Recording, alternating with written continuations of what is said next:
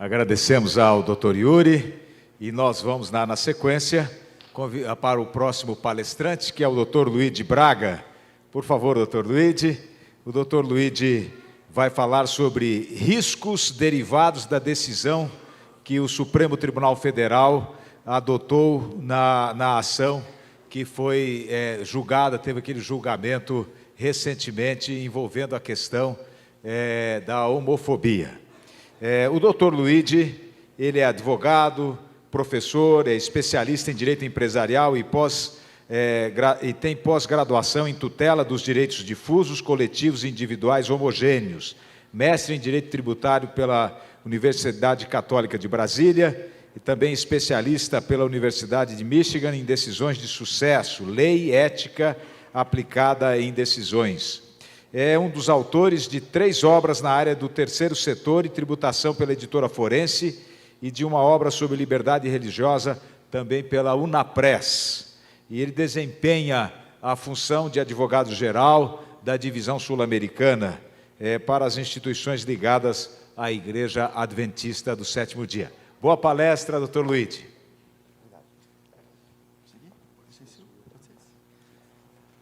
Vocês já imaginaram se José soubesse o que ia acontecer com o futuro de Israel, o que ele teria feito quando era governador? Imagine se José, e José vai saber disso, né?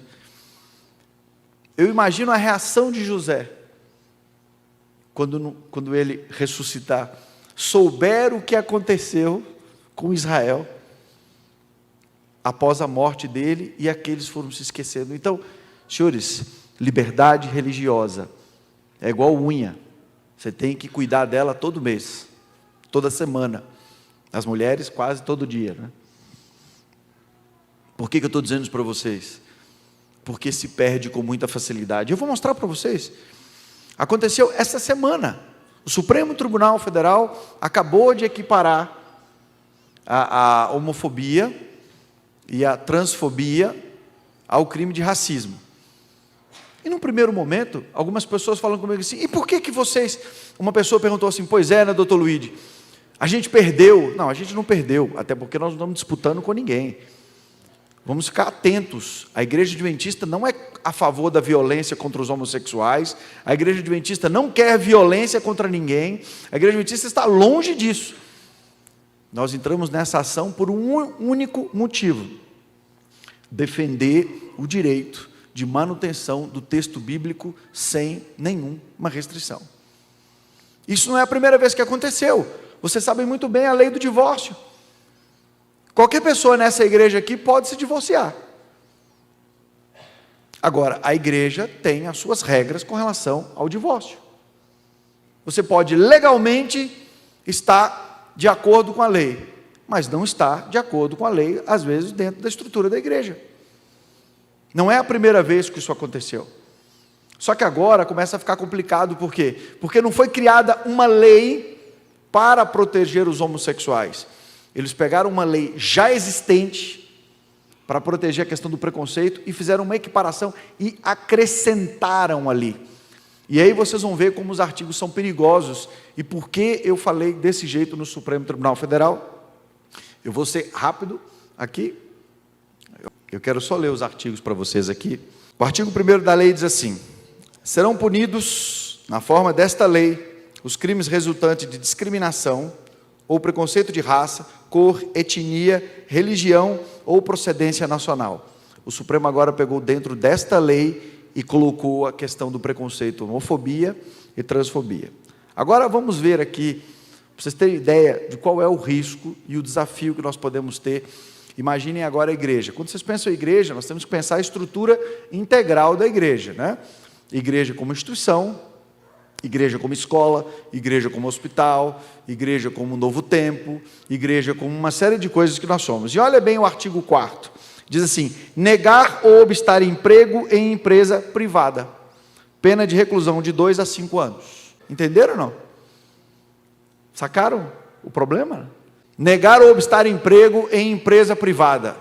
Reclusão de 2 a 5 anos. Vocês que têm uma noção, sabem o que isso significa, né? É um desafio, exatamente. Olha aqui, vai piorando. recusar, negar ou impedir inscrição ou ingresso de aluno em estabelecimento de ensino público ou privado de qualquer grau. Aí, reclusão de 3 a 5 anos. Se o crime for praticado contra menor de 18 anos, a pena é agravada a 1/3. Muito bem. Agora vem uma coisa um pouco mais complicada. Impedir o acesso ou recusar hospedagem em hotel, pensão, estalagem ou qualquer estabelecimento similar. Onde é que vocês acham que se enquadra os nossos internatos? Impedir o acesso ou recusar hospedagem em hotel, pensão, estalagem. Ou seja, a coisa não é assim tão simples como a gente imagina. E aí tem um outro crime: praticar, induzir ou incitar a discriminação ou preconceito de raça, cor, etnia. Aí vocês têm que ler ali que vai ser acrescentado agora. Homofobia ou transofobia. Ok, reclusão de 1 a 3 anos e multa. E aí entra o que é mais perigoso, viu? Que você tinha falado. O que se enquadra aqui? Qualquer coisa. Inclusive aquelas brincadeiras sem graças que faz com todo mundo, inclusive com o advogado. Não é verdade? Quem é aqui que nunca perguntou para o advogado: e aí, vamos tomar alguma coisa? O advogado responde: de quem, né? Então, essa fama do advogado é a mesma. Nós vamos entrar agora, vamos ter transadvocaticiofobia, né? Muito bem. Se qualquer dos crimes previstos no caput é cometido por intermédio dos meios de comunicação social ou publicação de qualquer natureza, aí agora lá, lembra que eu falei da Bíblia? Todo mundo fala: você está exagerando. Eu estou exagerando? Veja, eu posso, tomara que eu esteja exagerando, mas é o que está escrito na lei, lá.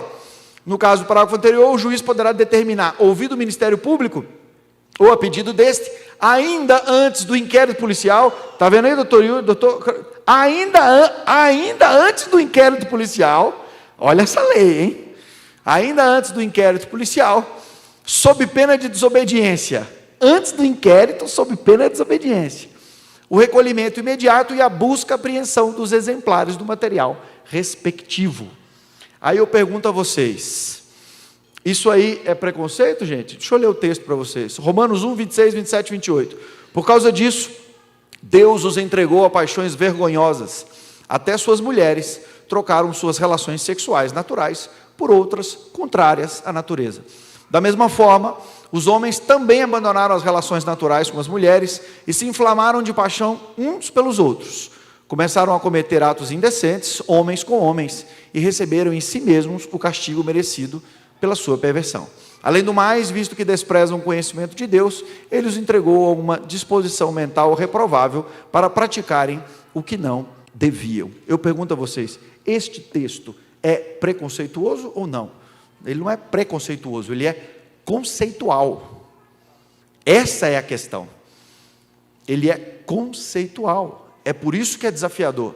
É por isso que a lei, e por isso que o Supremo, felizmente, acatou o nosso pedido e fez a ressalva, dizendo que isso se aplicava, mas não à questão dos textos sagrados, e agora na lei isso vai ser colocado. Nós tivemos um debate agora na CBN, o doutor Iotti, que é o advogado da Associação Nacional dos Gays e Lésbicas, e eu deixei muito claro para ele: falei: doutor, eu queria deixar claro para o senhor, nós não somos a favor de nenhum tipo de violência.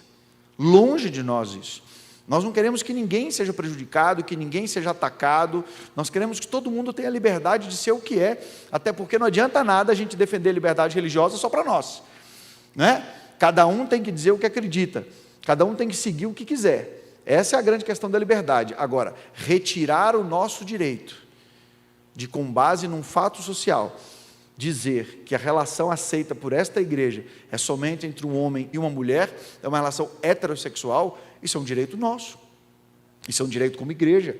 Isso é um direito como pronunciamento. E é isso que nós não queremos que seja enquadrado ali, e nem que a Bíblia seja enquadrada dentro desta situação. Então, eu prometo divulgar para vocês, passo para o Toiú, passo para a igreja, à medida que nós temos uma emenda, depois eu posso até divulgar para vocês, colocar ali acabamos de apresentar uma emenda no projeto de lei, e a gente acredita que vai ter as ressalvas necessárias para proteger. Isso é uma coisa muito comum nas Supremas Cortes no mundo. Eu tenho estudado as decisões das Supremas Cortes no mundo inteiro, e eles chamam isso de decisão contramajoritária. Eles têm ciência disso. Por isso que eles entendem que na condição de juízes, isso cabia a eles, como Suprema Corte. Em vários locais do mundo, vocês têm decisões como essa. E algumas vezes essas decisões têm nos privilegiado como liberdade religiosa também.